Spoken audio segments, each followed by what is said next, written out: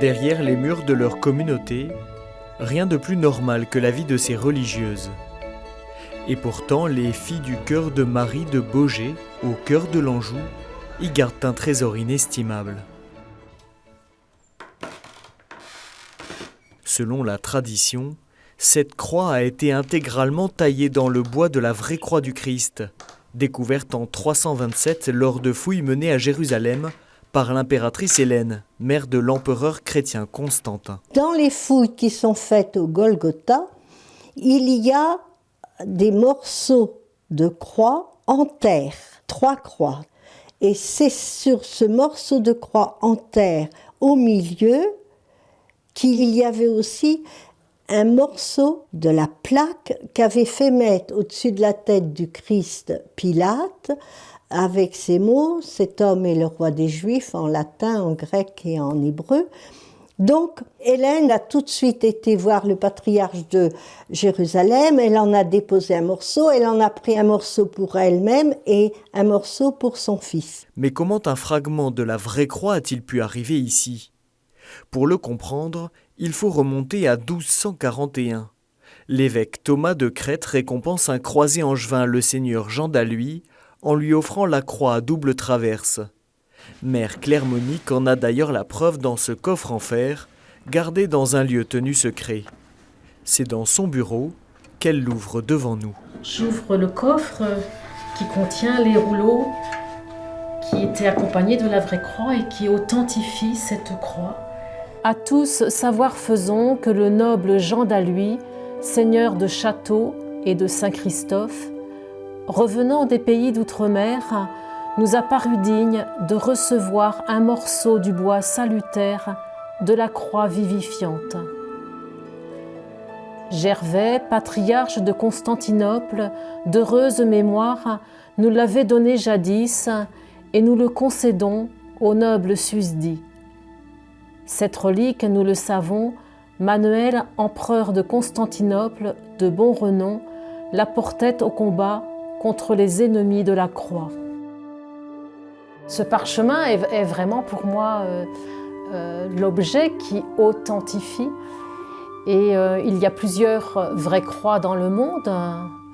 Des prélèvements ont été faits, des analyses, et il se trouve que les résultats de ces analyses sont les mêmes que ceux prélevés sur les autres morceaux de la vraie croix.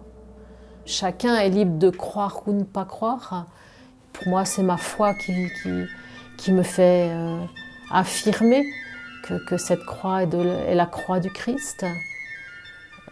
Ma foi et l'histoire, bien sûr. La croix sera confiée aux cisterciens de l'abbaye de la Boissière, aux franciscains, puis pendant la guerre de Cent Ans au duc d'Anjou qui l'orne de précieux joyaux.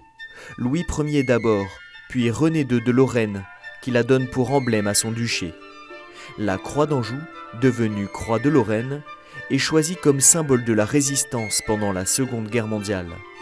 Et comment ne pas parler du Christ placé au XIVe siècle par les orfèvres du roi Charles V sur les 2 faces de la croix.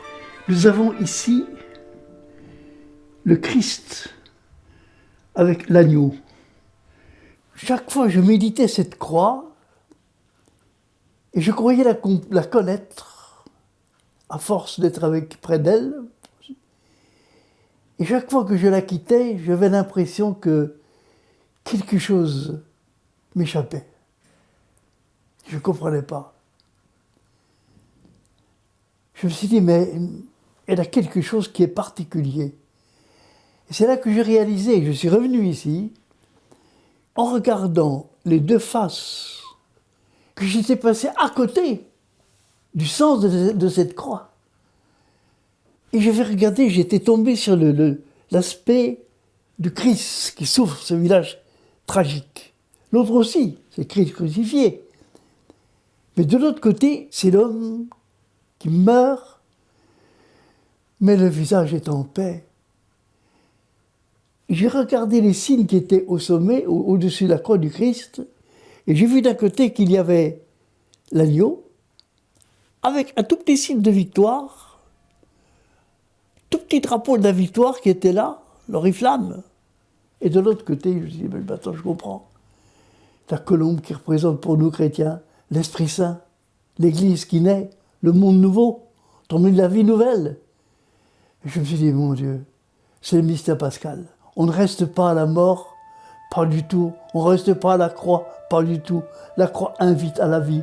À ne jamais oublier que la croix mène à la résurrection. Et c'est tout le sens de la vie humaine qui est présent.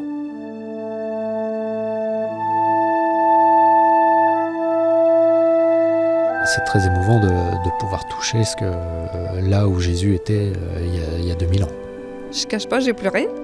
J'ai pleuré parce que la croix, c'est notre vie, quoi. On sait qu'on peut tout lui déposer au pied de sa croix. Quand on pense que c'est la croix du Sauveur, il est mort sur cette croix. Je peux pas la baiser sans pleurer. Il nous a rachetés. Par sa mort, c'est quelque chose d'extraordinaire. La croix est vénérée par les fidèles dans la chapelle des Filles du Cœur de Marie de Baugé, les dimanches de Carême, le 14 septembre pour la fête de la Croix Glorieuse et le dimanche le plus proche du 17 octobre, date d'arrivée de la croix dans la communauté. Le 17 octobre 1790 précisément, c'est la Révolution, la croix est déclarée bien nationale, mais une noble de la région, Anne de la Girouardière, l'acquiert aux enchères à prix d'or pour en faire d'une certaine manière le cap spirituel de la congrégation qu'elle vient de fonder. Leur nom, les Filles du Cœur de Marie, compatissantes au pied de la croix. J'aime rappeler ce que Mehran nous disait, la croix et les pauvres sont les deux trésors qu'en mourant je lègue à mes filles.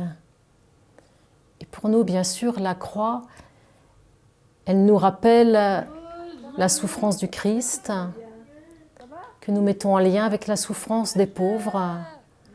Nous avons été fondés pour aider, accompagner ceux et celles qui sont en souffrance, qu'on appelait au moment de la fondation les incurables. La croix et les pauvres, prier et servir. Dans un monde fracturé traversant de multiples crises, la mission des Filles du Cœur de Marie est d'une actualité criante.